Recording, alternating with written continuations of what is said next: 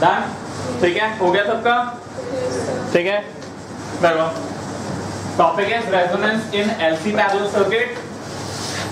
Draw a inductor, draw a capacitor, apply a alternating source of value E equals to E naught sine omega t L, ठीक है। This circuit, yes, this circuit is also named as tank circuit. Tank circuit बनाओ इसको।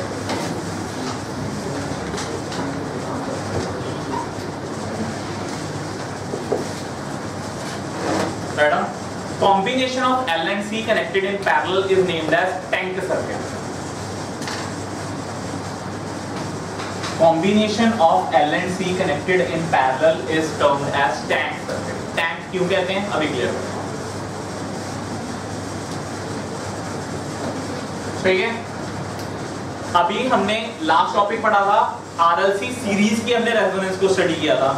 Now we have to study the LC parallel resonance, resonance condition in LC parallel circuit. देखो बिल्कुल series में क्या होता था, करंट सेम, वोल्टेज डिफरेंट। अब यहाँ पे लेट्स से तुम्हारा E equal to E naught sine omega t का सोर्स लगा हुआ है, AC सोर्स। यहाँ से तुम्हारा करंट निकलेगा total I net. I net दो पार्ट में डिस्ट्रीब्यूट होगा, किस किस में, current through inductor and current through capacitor. Let's say current through जो इंडक्टर जाएगा उसकी वैल्यू मैंने ले ली IL। Let's say current through जो कैपेसिटर जाएगा वो जाएगा IC। IL और IC डिफरेंट इन मैग्नीट्यूड और दोनों के अक्रॉस वोल्टेज जो रहेगी वो सेम रहेगी, ठीक है। दोनों के अक्रॉस वोल्टेज रहेगी वो सेम रहेगी। अब देखो, अब देखते रहो बोर्ड पे IL की वैल्यू, IL की वैल्यू कौन बताएगा इस सर्किट के accordingly. IL omega L upon omega L plus omega C, omega L upon omega L plus omega C। क्यों भाई, इधर देखो, E naught sine omega t upon x। IL is what, magnitude of current through inductor, ठीक है। Current का formula क्या होता है, वोल्टेज अपॉन रेजिस्टेंस, ठीक है। यहाँ पे पीक वैल्यू ऑफ वोल्टेज कितनी है, E नॉट, ये तुम्हारा हो गया E naught. Resistance of a inductor is termed as inductive reactance E naught upon XL। और इंडक्टर के केस में जो हमारा करंट होता है वो क्या करता है, लीड करता है कि लैग करता है, लैग करता है बाय एन एंगल ऑफ π/2, ठीक है। So shall I write value of IL to be E naught upon omega L sine omega t minus π/2। Yes और नो, वी हैव स्टडीड कि अगर भाई इधर देखो, अगर सर्किट में मैं इस कैपेसिटर को भूल जाऊं, इधर देखो, अगर इस सर्किट में मैं कैपेसिटर को भूल जाऊं, कैपेसिटर नहीं लगा हुआ, तो इस टाइम जो सर्किट में करंट फ्लो होगा उसकी वैल्यू होगी I equal to I naught sine omega t minus π/2। Inductor के केस में, इंडक्टेंस सर्किट के केस में करंट हमारा लैग करता है बाय एन एंगल ऑफ π/2 और I नॉट क्या होती है, peak value of current. Peak value of current is peak value of voltage upon resistance. Resistance of inductor is nothing but XL, ठीक है। ये हमारी आ गई वैल्यू ऑफ IL। IC की वैल्यू कितनी होगी, E naught upon XC sine omega t plus π/2। कोई दिक्कत, ठीक है। कैपेसिटेंस के केस में हमारा करंट लीड करेगा by an angle of π/2, inductance के केस में लैग करेगा। कर लिया हमने इतना। इधर देखो बोर्ड पे E naught upon XL sine omega t minus π/2 को क्या मैं माइनस कॉस ओमेगा t लिख सकता हूँ, बिल्कुल लिख सकता हूँ, ठीक है।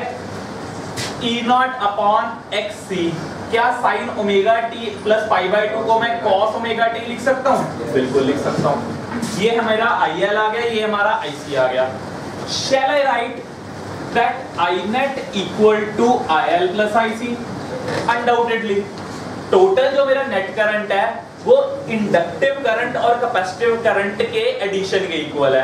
IL की वैल्यू वहां पे क्या है, E naught upon XL minus cos omega t।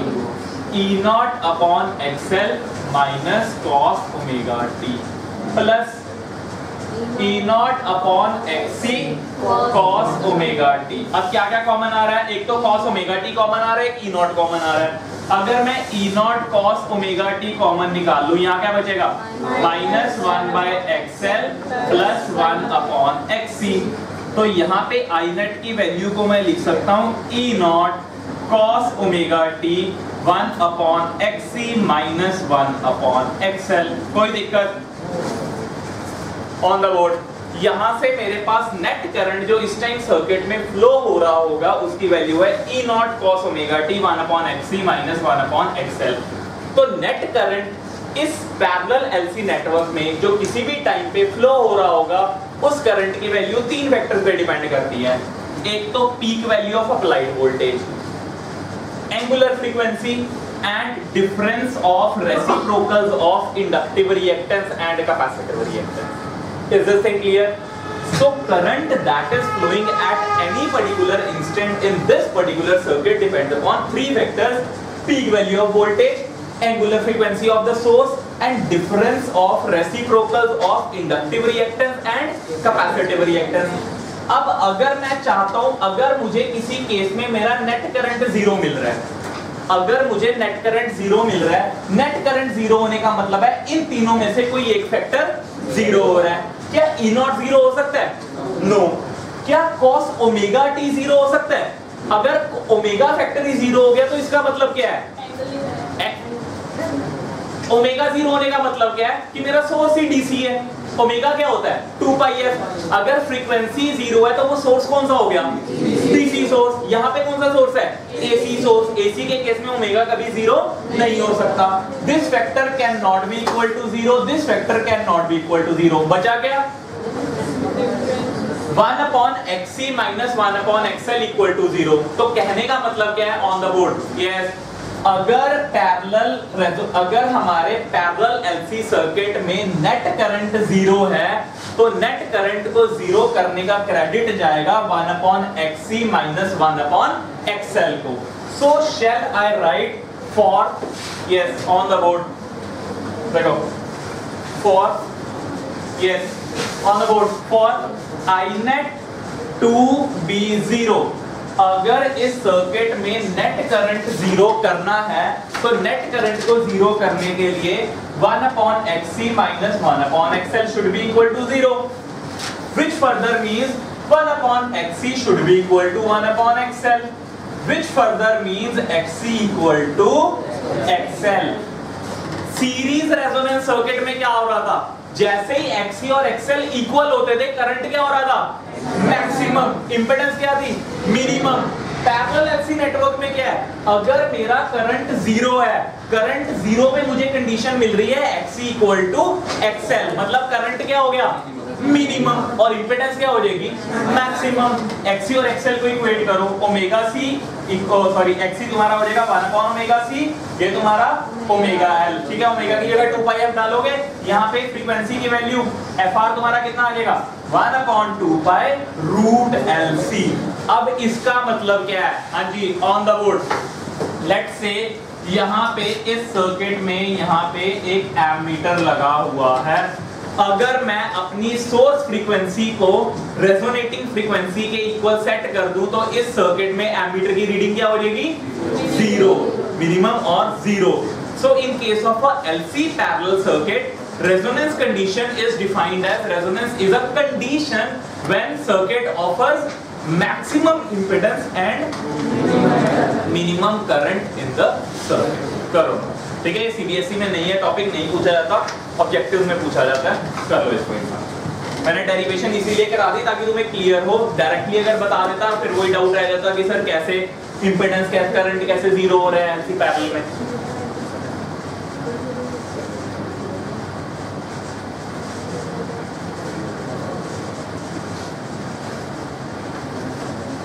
क्या मुझे अब कोई ग्राफ बना के दिखा सकता है करंट और फ्रीक्वेंसी को?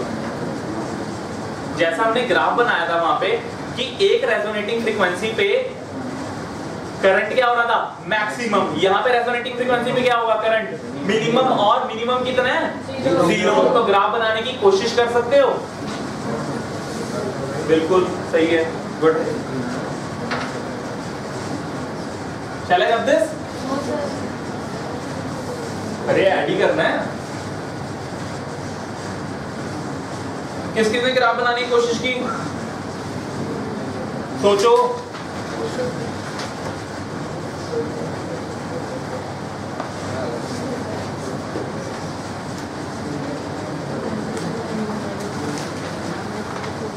थोड़ा जल्दी जल्दी हाथ चलाओ अपने, आज यूनिट खत्म करना है हमने, एसी खत्म हो जाएगा। बस छोटे छोटे मिसलेनियस टॉपिक थे, 2-3 वो खत्म कर देंगे और क्या, कॉन्सेप्ट सारे खत्म हो जाएंगे, फिर न्यूमेरिकल्स की प्रैक्टिस करेंगे आराम से। डाउट? ग्राफ बना, ग्राफ बनाओ, इतना सोचना क्या है यार। ग्राफ में एक फ्रीक्वेंसी पे आके करंट 0 हो रहा है बस,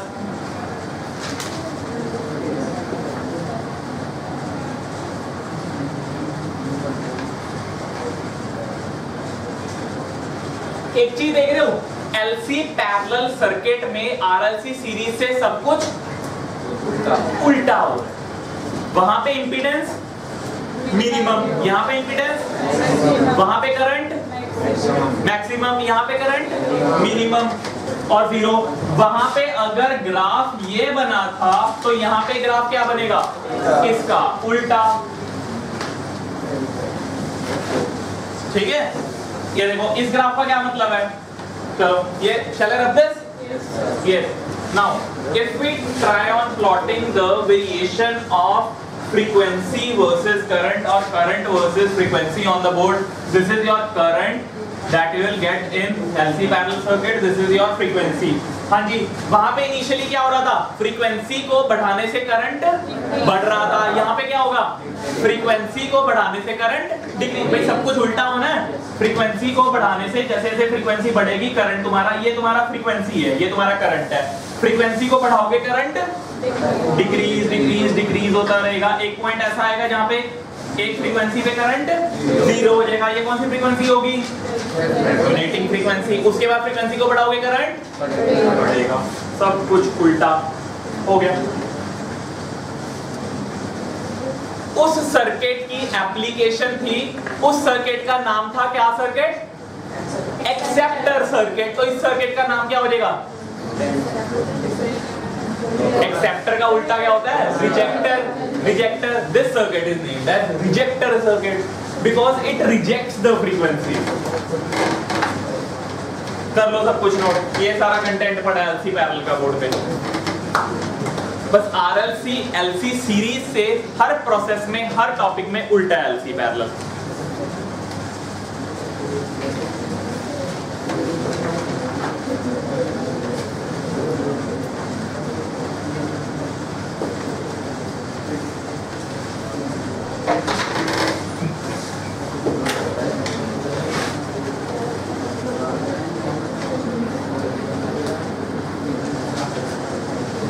क्लियर, बढ़े आगे, चलो ये राइट। नेक्स्ट टॉपिक रिजेक्टर लिख लिया। Right now LC parallel circuit is also named as rejector circuit और फिल्टर सर्किट। इसको फिल्टर सर्किट के नाम से भी फेमस होता है LC parallel circuit, filter circuit, क्योंकि ये फ्रीक्वेंसीज को फिल्टर करने के काम आता है। हमें कौन सी फ्रीक्वेंसी चाहिए, कौन सी नहीं चाहिए। वो सर्किट क्या था, फ्रीक्वेंसीज को एक्सेप्ट करता था, ये रिजेक्ट करता है, फिल्टर आउट करता है।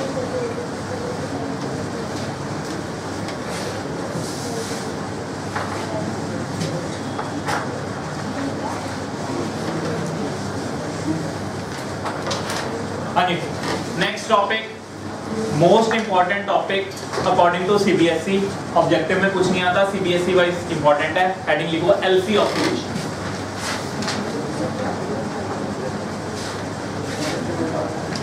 बहुत इजी टॉपिक है, बस समझने की कोशिश करना।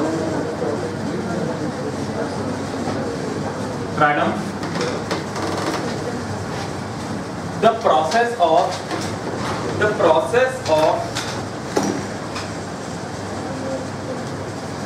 exchange of energy, the process of exchange of energy, the process of exchange of energy between a capacitor and inductor, the process of exchange of energy between a capacitor and an inductor in terms of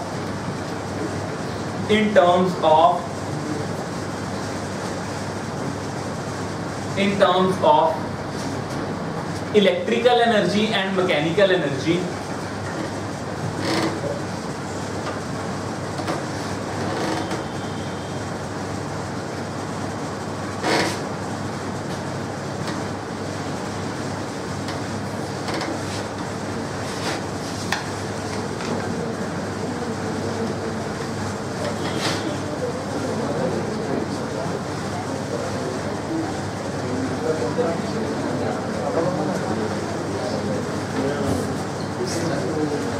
Yes.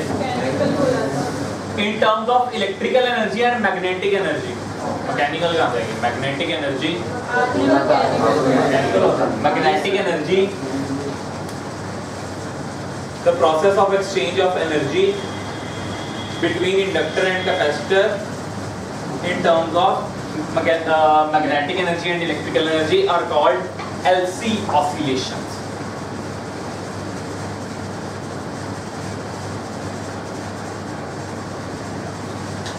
ठीक है, चलो. Yes. Now, before starting this topic, ये topic बहुत easy है, but इस topic को हमें link करना पड़ेगा थोड़ा बहुत इलेक्ट्रोस्टैटिक से, उसको समझने की कोशिश करो. Yes. टॉपिक इजी है, कोई दिक्कत नहीं है. इलेक्ट्रोस्टैट्स में तुमने इतना तो पढ़ा है कि ये कैपेसिटर जो एनर्जी को स्टोर करता है उसकी वैल्यू हाफ CV² होती है. एक कैपेसिटर का काम क्या होता है? What is the purpose of capacitor? It stores charge in the form of energy, और जो एनर्जी को स्टोर करता है उसको इलेक्ट्रिकल एनर्जी और इलेक्ट्रोस्टैटिक एनर्जी कहते हैं. यस और no? A capacitor stores charge in the form of energy. The energy what which it stores is termed as electrical energy और electrostatic energy having a value half CV². और ये किस पे, देखो एक कैपेसिटर है वो किस बेस पे वर्क करता है? थोड़ा मुझे आइडिया दोगे? What is the principle of working principle of a capacitor? ये थोड़ा जरूरी है इस टॉपिक को समझने के लिए. ये कैपेसिटर वर्क कैसे करता है? कोई बताना चाहेगा? What is basic working principle of a capacitor? चलो छोड़ो, इधर देखो. यस, उसमें नहीं जाएंगे, फिर काफी टाइम लग जाएगा. इधर देखो. Let's say I have taken a capacitor. ठीक है, इसको मैंने फुली चार्ज कर दिया. ठीक है, फुली चार्ज करने का मतलब समझते हो ना? मैंने इसको बहुत सारा चार्ज दे दिया, ये चार्ज दिया इसके सरफेस पे बहुत सारा. ठीक है, यहाँ पे इंडक्शन के थ्रू नेगेटिव और ये तुम्हारा पॉजिटिव चार्ज. अब ये पूरा कैपेसिटर फुल हो गया, इसकी कैपेसिटी फुल हो गई. ठीक है, चलो एक बार कैपेसिटर फुल हो जाए, क्या उसको तुम और चार्ज दे सकते हो? देखो कैपेसिटर का प्रिंसिपल समझने के लिए एग्जांपल देखो. अब इस टॉपिक को मैं रिलेट कर रहा हूं एक वाटर टैंक से. ठीक है, कैपेसिटर का टॉपिक यूजुअली मैं लिंक कर देता हूं वाटर टैंक से, सब कुछ क्लियर हो जाता है. The capacity of a capacitor depends upon, ये लास्ट टू लास्ट लेक्चर मैंने जब EMI हम पढ़ रहे थे मैंने तुम्हें थोड़ा बहुत बेसिक दिया था कि Q का फॉर्मूला C/V होता है. Q = C/V. यहाँ से C की वैल्यू क्या आती है? Q/V. क्या capacity of a conductor depends upon charge and voltage? No. Capacity of a conductor depends upon dimension. एक वाटर टैंक है, वो कितने पानी को स्टोर करेगा किस बात पे डिपेंड करता है? उसके डायमेंशंस पे. यस और नो?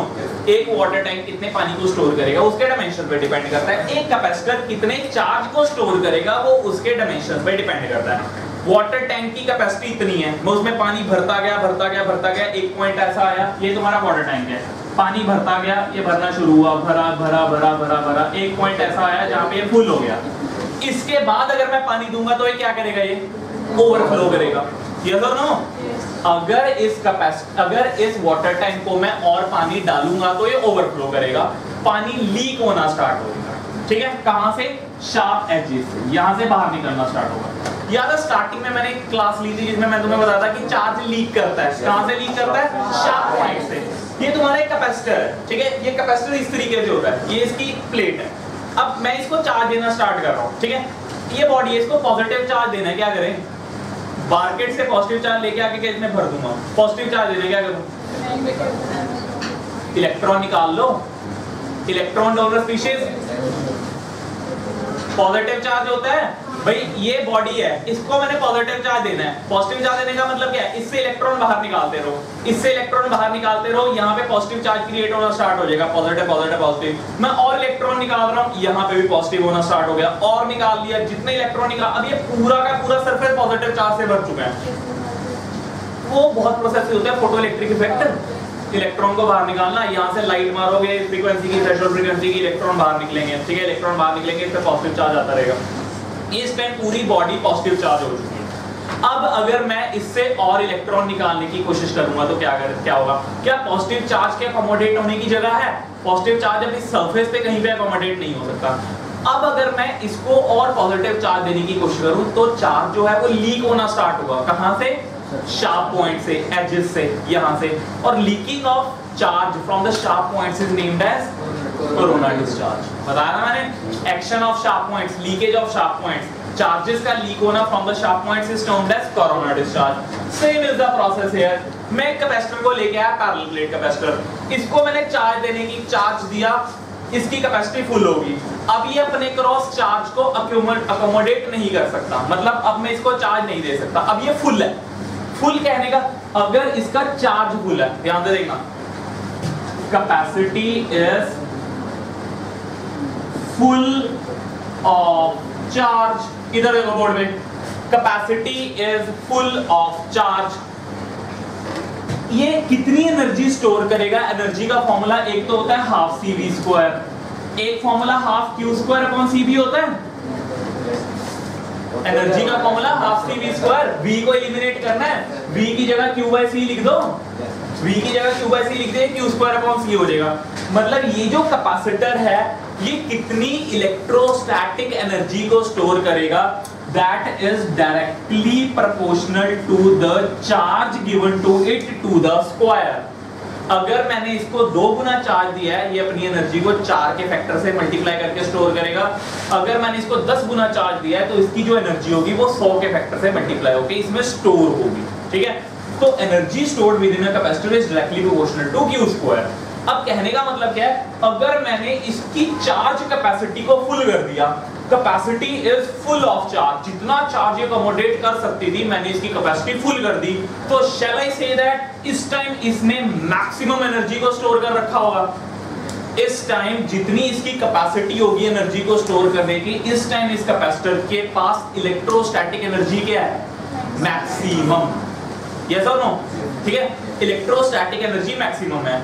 अब ये इलेक्ट्रोस्टैटिक एनर्जी कम कब होगी? इलेक्ट्रोस्टैटिक एनर्जी का formula half Q square by C. Capacitance तो चेंज नहीं कर सकता मैं, कैपेसिटेंस किस बात पे डिपेंड करती है? डायमेंशन पे। क्या मैं इसके डायमेंशन से कोई छेड़खानी कर रहा हूं? नहीं कर रहा। मुझे इसकी एनर्जी को कम करना है, मुझे इसकी एनर्जी को बढ़ाना है, भाई बढ़ा तो सकता ही नहीं क्योंकि कैपेसिटी फुल हो चुकी है। और getting my point what I am trying to say, इसकी एनर्जी मैं बढ़ा नहीं सकता क्योंकि चार्ज फुल हो चुका है, इस टाइम मैक्सिमम एनर्जी स्टोर्ड है। अब क्या हो सकता है? इसकी एनर्जी कम हो सकती है। एनर्जी कम कैसे होगी? जब चार्ज कम होगा। चार्ज कम कैसे होगा? लीक होगा, या अगर लीक भी ना हो चार्ज को आगे रास्ता मिलेगा चलने के लिए। ठीक है ना, चार्ज को अगर कोई रास्ता, अब इस टाइम क्या है? इस टाइम इसके अक्रॉस कोई डिवाइस कनेक्टेड नहीं है। भाई सिंपल सा एग्जांपल देता हूं, एक बात सुनो, अगर मैं इसके अक्रॉस एक बल्ब लगा दूं, ध्यान से देखो, अगर मैं इसके अक्रॉस एक बल्ब को लगा दूं तो क्या होगा? सर्किट कंप्लीट हो गया, ये चार्ज को आगे फ्लो होने के लिए रास्ता मिलेगा। चार्ज को जैसे ही फ्लो होने के लिए रास्ता मिला, ये पॉजिटिव चार्ज यहां से निकलता गया। Rate of flow of charge is nothing but current. तो करंट फ्लो होगा, इस बल्ब के थ्रू जाएगा और ये बल्ब ग्लो होगा। अगर तो मैं कंटिन्यूअसली इसको चार्ज देता रहूं तो ये बल्ब कंटिन्यूअसली ग्लो करेगा। ठीक है, अगर मैं इसको चार्ज देना बंद कर दूं तो ये क्या था? इनिशियली फुल चार्ज था। ध्यान से देखना, इनिशियली ये जो तुम्हारा कैपेसिटर था ये क्या था? फुल चार्ज था। फुल चार्ज होने का मतलब है इसके क्रॉस मैक्सिमम चार्ज स्टोर्ड है। जैसे ही मैंने बल्ब को इस तरह लगाया, चार्जेस फ्लो हुए, rate of flow of charge is current, bulb glow हुआ। जैसे ही ये चार्ज थोड़ा, इसके बाद चार्ज कम होना स्टार्ट होगा, थोड़ा बहुत चार्ज लीक होता रहेगा, कम होगा कम होगा कम होगा, बल्ब की ब्राइटनेस कम होगी और अल्टीमेटली ये ग्लो होना बंद हो जाएगा। तो इसका मतलब क्या है? चार्ज कब फ्लो होता है? जब चार्ज को रास्ता मिले फ्लो होने के लिए। तो कहने का मतलब क्या है? अगर मैं इस बल्ब को ना लगाऊं तो इस कैपेसिटर की इलेक्ट्रोस्टैटिक एनर्जी फुल रहेगी, मेंटेन रहेगी। वो इलेक्ट्रोस्टैटिक एनर्जी कम कब होगी? जब इसके साथ कोई डिवाइस लगेगा, लोड लगेगा, इसका चार्ज मूव करना स्टार्ट होगा, और चार्ज का मूव होना क्या कहलाता है? करंट। अब हमारा टॉपिक है LC oscillations. LC oscillations is nothing but exchange of energy between a inductor and a capacitor in terms of electrostatic energy and magnetic energy। Electrostatic energy का फॉर्मूला मैं आपको बता चुका हूं, हाफ सी वी स्क्वायर होता है, जो ये कैपेसिटी स्टोर करती है, जितना ये चार्ज को स्टोर करती है। अब ये इंडक्टर है, ठीक है जी, इंडक्टर अपने क्रॉस कितनी एनर्जी को स्टोर करता है उसका फॉर्मूला होता है हाफ एल आई स्क्वायर। ये डेरिवेशन ईएमआई में है, इलेक्ट्रोमैग्नेटिक इंडक्शन में, हमने स्किप किया है, मैं करा दूंगा। ठीक है, सीबीएसई वाइज इंपॉर्टेंट है, जब बाद में हम थ्योरी वाला क्वेश्चन करेंगे तो करा दूंगा। सिंपल 2 लाइन की डेरिवेशन है। Energy derive the expression for energy stored in the capacitor, energy stored in the inductor. Energy कितनी, इंडक्टर कितनी एनर्जी को स्टोर करेगा, that is half L I square. अब इधर देखो कैपेसिटर, ये सी और एल तो वही कांस्टेंट है। अब हाफ सी वी स्क्वायर को हाफ क्यू स्क्वायर अपॉन सी लिखने में कोई दिक्कत तो नहीं है। सी और एल हमारे कांस्टेंट है। ये कैपेसिटर कितनी एनर्जी स्टोर करेगा डिपेंड करता है जितना मैंने इसको चार्ज दिया। ये इंडक्टर कितनी एनर्जी स्टोर करेगा डिपेंड करता है इसमें कितना करंट फ्लो कर रहा है। अब देखो मैंने क्या किया, ये मैंने कैपेसिटर सिस्टम लिया है, इस कैपेसिटर सिस्टम को मैंने फुली चार्ज कर दिया, भर दिया चार्ज से, ये पड़ा। इस टाइम ये फुल चार्ज है, ये पॉजिटिव पॉजिटिव ये भर दिया, ये नेगेटिव नेगेटिव नेगेटिव, ये पॉजिटिव पॉजिटिव, ये भरा, ये सिस्टम भरा हुआ है, फुली चार्ज है। तो फुली चार्ज होने का मतलब है इस टाइम इसके पास कौन सी एनर्जी होगी, इलेक्ट्रोस्टैटिक एनर्जी और electrical energy. Shall I say that system is full of electrostatic energy, कोई दिक्कत? This time system is full of electrostatic energy. क्या ये चार्ज कम होगा विद रिस्पेक्ट टू टाइम? अगर मैं इसको ओपन छोड़ दूं तो हाँ थोड़ा बहुत charge with respect to time कम होता रहेगा। अगर मैं इसको ओपन छोड़ दूं थोड़ा चार्ज कम होता रहेगा।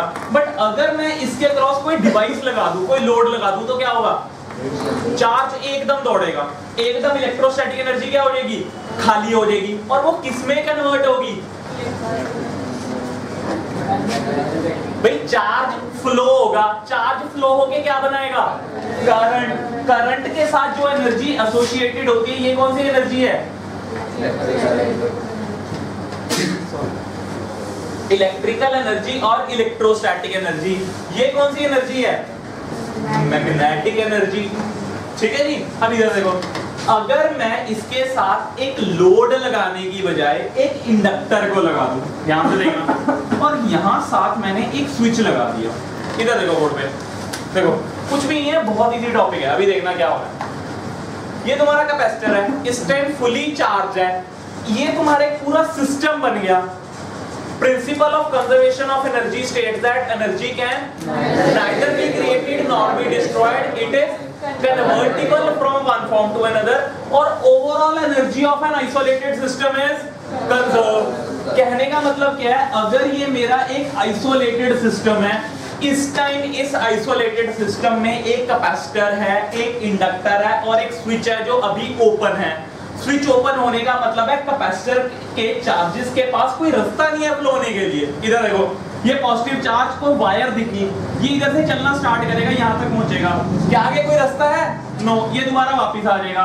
सिस्टम के पास कौन सी एनर्जी है इस टाइम, इलेक्ट्रोस्टैटिक एनर्जी, और वो क्या मिनिमम है कि मैक्सिमम है, maximum. So shall I draw this curve, initial stage और at t equal to 0। t equal to 0 का मतलब क्या है, मैंने अभी सर्किट को देखना शुरू किया, जैसे ही मैंने सर्किट को देखना शुरू किया, इस टाइम इस सर्किट की इलेक्ट्रोस्टैटिक एनर्जी क्या है, फुल, और मैग्नेटिक एनर्जी क्या है, 0। भाई मैग्नेटिक एनर्जी किस पे डिपेंड करती है, करंट पे। क्या इस टाइम कोई करंट फ्लो हो रहा है, भाई सर्किट ही ओपन है, करंट तो फ्लो हो ही नहीं सकता। तो क्या इस ग्राफ को अगर मैं ये बनाने की कोशिश करूं, क्या आप मेरे साथ हो, UC and UB, UC stand for electrostatic, या इसको UE और UB कर लो, इलेक्ट्रिकल एनर्जी, और UM कर लो, magnetic energy. UE stand for electrostatic energy, UM stand for magnetic energy. Initially जब मैंने सर्किट को देखना स्टार्ट किया, इलेक्ट्रोस्टैटिक एनर्जी क्या थी, फुल थी, मैक्सिमम, दिस इज मैक्स, और मैग्नेटिक एनर्जी 0।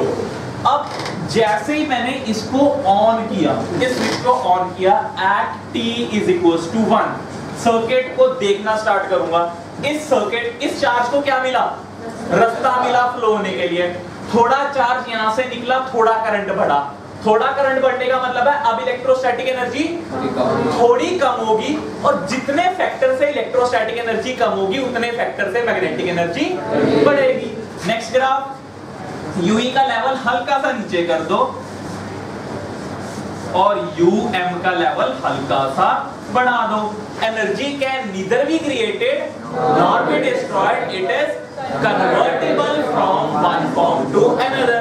अब उसके बाद क्या होगा, चार्जेस को रास्ता मिल चुका है, ये चार्जेस और ज्यादा फ्लो करेंगे, और ज्यादा चार्जेस फ्लो करेंगे तो और ज्यादा करंट बढ़ेगा, और ये कैपेसिटर अब खाली होना स्टार्ट करेगा। खाली होना स्टार्ट होने का मतलब है अब एनर्जी इसकी कम होगी और इसकी बढ़ेगी। तो कुछ टाइम बाद at t is equal to 3 second एक पॉइंट ऐसा आएगा जहां पे इलेक्ट्रिक और मैग्नेटिक इक्वल हो जाएंगे, ये नीचे आ गई और ये उतना ही ऊपर बढ़ गई। ये तुम्हारा हो गया UE और ये तुम्हारा हो गया UM। कोई दिक्कत नहीं होनी चाहिए। चलो अब इसके बाद नेक्स्ट पॉइंट क्या होगा, नेक्स्ट ग्राफ की शेप क्या होगी, ये नीचे जा रहा है, ये बढ़ रहा है, एक पॉइंट ऐसा आएगा अब UE तुम्हारा 0 हो जाएगा और UM मैक्सिमम हो जाएगा। तो नेक्स्ट ग्राफ में क्या बनेगा, UE तुम्हारा 0 हो गया और UM तुम्हारा मैक्सिमम हो गया। इसका मतलब क्या है, what does it signify, capacitor खाली हो चुका है, सारा का सारा चार्ज अब इस टाइम किस फॉर्म में है, करंट की फॉर्म में। करंट क्या है, मैक्सिमम। करंट मैक्सिमम होने का मतलब है मैग्नेटिक एनर्जी क्या होगी, मैक्सिमम, और उसके बाद तुम्हारी ये जो इलेक्ट्रोस्टैटिक एनर्जी क्या होगी, मिनिमम। अब इधर देखो, अब ये चार्ज अब इस टाइम इधर देखो, इस पोजीशन पे होने का मतलब है सारे के सारे चार्जेस अब कहां पे अवेलेबल है, इंडक्टर पे। अब ये चार्जेस ऊपर जाना स्टार्ट करेंगे, फिर चार्जेस यहाँ पे पहुंचेंगे, फिर कैपेसिटर चार्ज होना स्टार्ट करेगा। नेक्स्ट स्टेट क्या बनेगी, इलेक्ट्रोस्टैटिक एनर्जी हल्की सी बढ़ेगी और मैग्नेटिक एनर्जी हल्की सी डिक्रीज होगी। फिर एक पॉइंट आएगा इलेक्ट्रोस्टैटिक और मैग्नेटिक इक्वल होंगे। फिर एक पॉइंट आएगा जब ये सारा का सारा तुम्हारा चार्ज हो चुका होगा और इसके पास करंट 0 हो चुका है। अब इलेक्ट्रोस्टैटिक एनर्जी मैक्सिमम और मैग्नेटिक एनर्जी 0। दोबारा हम यहीं पे पहुंच गए। And this is what, exchange of energy between a inductor and a capacitor, and the process is termed as LC oscillation, exchange of electrical energy and magnetic energy between a inductor and a capacitor। 4 number का आता ही आता है question, explain the process of LC oscillation। करो, कोई दिक्कत तो नहीं है, शेप लो अच्छे से। हाँ भाई,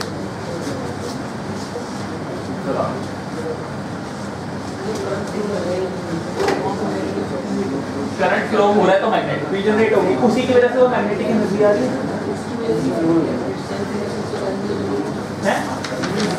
सेल्फ इंडक्शन से करंट जनरेट हो जाएगा, वो उसको अपोज करेगा। अपोज करने का मतलब है जितना करंट फ्लो होना चाहिए उसका थोड़ा कम फ्लो होगा।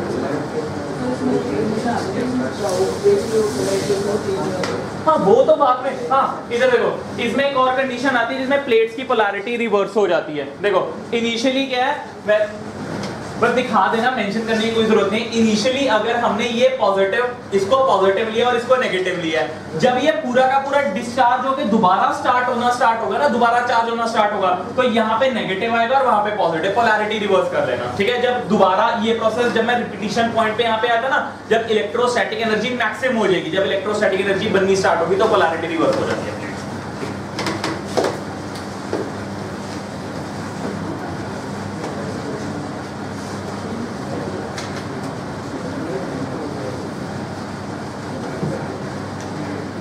प्रोसेस क्लियर हो रहा है। LC ऑसिलेशन है क्या, exchange of energy between a inductor and a capacitor. Inductor की एनर्जी मैग्नेटिक एनर्जी, कैपेसिटर की एनर्जी इलेक्ट्रोस्टैटिक एनर्जी।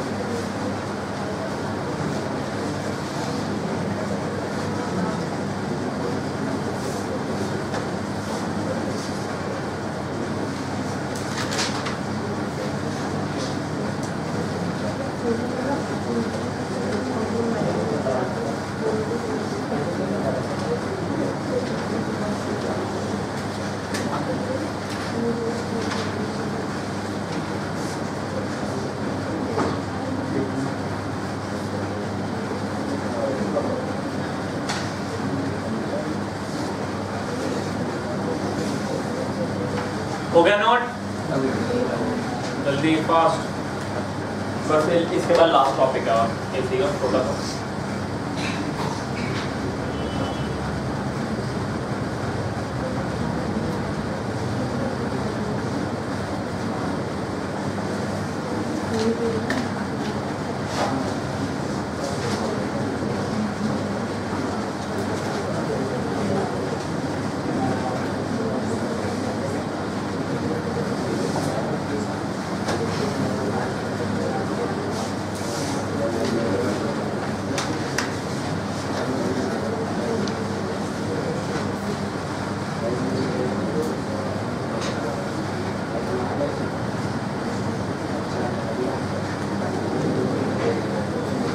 बढ़े आगे, ठीक है। चलो right next heading, quality factor और क्यू फैक्टर। हेडिंग बनाओ Q factor. Q factor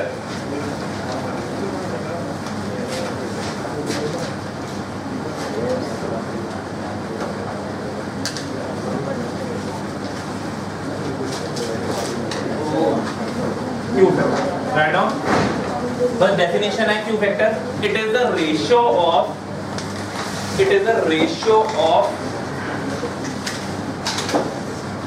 voltage developed across a inductor. It is a ratio of voltage developed across a inductor or a capacitor. It is the ratio of voltage developed across a inductor and a capacitor to the voltage across resistor. To the voltage across resistor. Q क्या चीज है? Q factor. It is the ratio of voltage across inductor or capacitor to the voltage across resistor. इधर देखो Q factor. Voltage across inductor और capacitor. Inductor के across जो voltage होती है उसको नाम देते हैं VL, कैपेसिटर के अक्रॉस VC, रेजिस्टर के across VR। So shall I write Q is nothing but VL or VC upon VR। Q VL upon VR भी हो सकता है, Q VC upon VR भी हो सकता है, बट दोनों की वैल्यू सेम आएगी, ठीक है। Q factor can be VL upon VR और it can be VC upon VR, जबकि वैल्यू दोनों की सेम आएगी। कैसे सेम आएगी अभी चेक कर लेते हैं, ठीक है। डेफिनेशन याद रखना है, it is the ratio of voltage across inductor और capacitor to the applied voltage और वोल्टेज अक्रॉस रेजिस्टर। अब इधर देखो बोर्ड पे, यस Q पहले चेक करते हैं VL अपॉन VR से।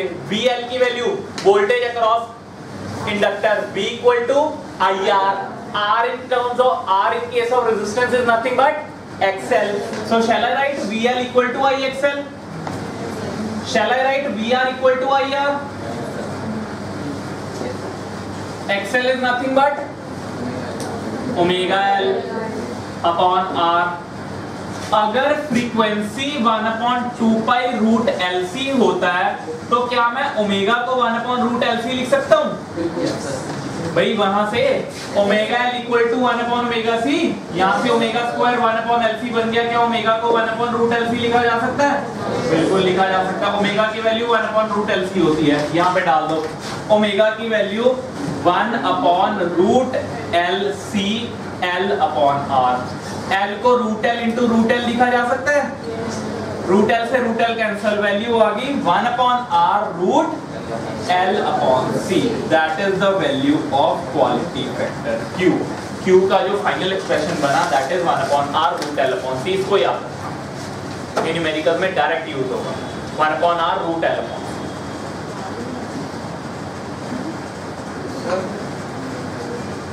नेक्स्ट सेकंड, अब जरा VC अपॉन VR से चेक करो क्या वैल्यू सेम आ रही है। ये हमने किया VL अपॉन VR, अब करो VC अपॉन VR और चेक करो वैल्यू सेम आ रही है क्या नहीं। हाँ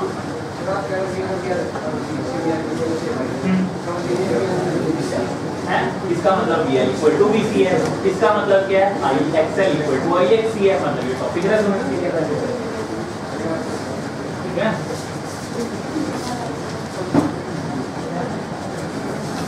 निकालो, चेक करो VC अपॉन VR सेम आ रही है कि नहीं। VC की जगह क्या लिखोगे? आई एक्सी, एक्सी को 1 अपॉन ओमेगा सी, ओमेगा को 1 upon root L C. Check कर लो, ये है Q by VL upon VR। आ रहा है same? Q equal to VC upon VR। VC की जगह क्या लिखोगे? I XC, VR की जगह I इंटू R, XC की जगह 1 upon omega C R, omega की value 1 upon root L C, तो ये कितना बनेगा? Root L C upon C को क्या लिखेंगे? Root C R, root C से root C cancel, 1 upon R root L upon C. हो गया, सेम आ रही है। क्यू की value 1 upon R root L upon C. चाहे इसको VL अपॉन VC कर लो, चाहे इसको सॉरी VL अपॉन VR कर लो, चाहे VC upon VR।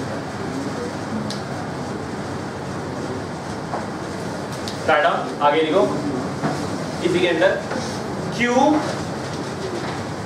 Q factor is also named as voltage multiplier. Q factor is also named as voltage multiplier. Q factor is also named as voltage multiplier. It is just a number. It is just a number whose value varies normally between 10 to 100. It is just a number whose value varies normally between 10 to 100. Q जो है वो हमेशा 10 से बड़ा होगा और 100 से छोटा होगा। क्वालिटी फैक्टर, ठीक है। मैक्सिमम वैल्यू Q की 100 होगी और मिनिमम 10 होगी, 10 और 100 के बीच में वेरी करेगा। नाम से क्लियर हो रहा है? Q फैक्टर तुम्हें सर्किट की क्वालिटी बताएगा। जितना Q फैक्टर ज्यादा होगा उतनी सर्किट की क्वालिटी ज्यादा होगी। सर्किट की क्वालिटी से क्या मतलब समझते हो? उसमें रेजोनेंस कंडीशन अचीव करना उतना ही इजी है, उतना ही आसान है। और अगर ध्यान से देखो, Q फैक्टर डील ही रेजोनेंस के साथ कर रहा है। भाई इधर देखो, हम कह रहे हैं VL अपॉन VR भी एक ही चीज है, VC अपॉन VR भी एक ही चीज है। तो इसका मतलब क्या है? VL और VC इक्वल है। VL और VC के इक्वल होने का क्या मतलब है? VL की वैल्यू क्या है? I XL ओमेगा L होता है। VL I XL omega C I XC, I से I cancel, XL equal to XC. So this is nothing but a resonance condition. ठीक है, चलो हाँ जी, इधर देखो बोर्ड पे। ऑल्टरनेटिंग करंट यूनिट का सारे के सारे टॉपिक्स हमारे खत्म हो चुके हैं एक्सेप्ट 2 टॉपिक्स। 2 डेरिवेशन हमारी बची हैं। Power consumption in case of average power consumption in case of a circuit, ठीक है। एवरेज पावर की डेरिवेशन बची है एसी सर्किट में, और एक ट्रांसफार्मर बचा है। एक क्लास और बची है थ्योरी की, सारे कॉन्सेप्ट ओवर करने के लिए। अदरवाइज अब फॉर्मूला हमारे सारे निकल चुके हैं। अब नई बस एक ट्रांसफार्मर बचा है, वो भी इजी है, प्रोजेक्टर क्लास के थ्रू कवर अप करेंगे। और एक एवरेज पावर की डेरिवेशन बची है, वो आती है, इंपॉर्टेंट है, वो थोड़ी लेंथी डेरिवेशन है, इंटीग्रेशन वाली, वो मैं कराऊंगा, ठीक है। अभी फिलहाल देखो, ये हमारा टॉपिक ओवर है। अब हमने न्यूमेरिकल्स प्रैक्टिस करने, किसी टॉपिक में कोई दिक्कत? करें न्यूमेरिकल्स ट्राई, ठीक है। लिखो एक न्यूमेरिकल, थ्योरी हमारी कवर अप हो चुकी है सारी। न्यूमेरिकल अप्रोच करने लगे। हाँ, क्या मैं वो बता चुका हूँ क्वेश्चन को देख के कैसे चेक करना है? इसकी आरएमएस वैल्यू है, पीक वैल्यू है। अगर कॉमा के साथ गिवन है तो वो उसकी कौन सी वैल्यू है? आरएमएस। देखो मैं रिपीट कर देता हूँ, अगर तुम्हें किसी भी क्वेश्चन में गिवन है एन एसी, इधर देखो बोर्ड पे, यस, क्वेश्चन की स्टेटमेंट में गिवन है a AC source of 220 volt, 50 hertz. इसका मतलब क्या है? 50 हर्ट्ज क्या है? फ्रीक्वेंसी है सोर्स की, और 220 वोल्ट क्या है? आरएमएस वैल्यू है। अगर तुम्हें क्वेश्चन में गिवन है a AC source of 220 sin 20 pi t, तो इसका मतलब क्या है? 220 कौन सी वैल्यू है? पीक वैल्यू है। इक्वेशन की टर्म में पीक वैल्यू, कॉमा के टर्म्स में ये आरएमएस वैल्यू, ठीक है। Third question,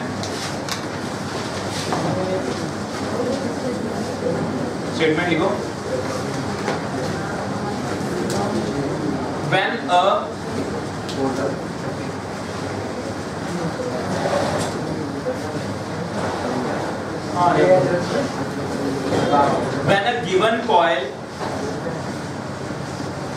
given coil is connected to a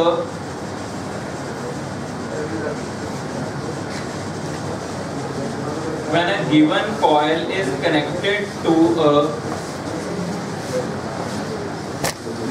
200 volt DC source, when a given coil is connected to a 200 volt DC source, a current of 2 ampere flows through it. A current of 2 ampere flows through it.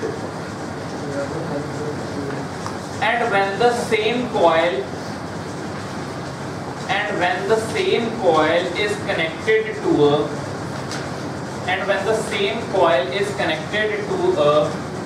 220 volt, 50 hertz AC source, and when the same coil is connected to a 220 volt, 50 hertz AC source, only 1 ampere current flows through the circuit. Only 1 ampere current flows through the circuit. First case, explain the reason for decay of the current. ठीक है, reason बताओ कि current क्यों decrease हुआ है. Calculate the self inductance of the coil. Last year CBSE का question. Calculate the self inductance of the coil. ठीक है. ऑल्टरनेटिंग करंट एक ऐसा यूनिट है जिसके इनफाइनाइट कॉन्सेप्चुअल क्वेश्चन बन सकते हैं. हर चीज इसमें कॉन्सेप्ट है.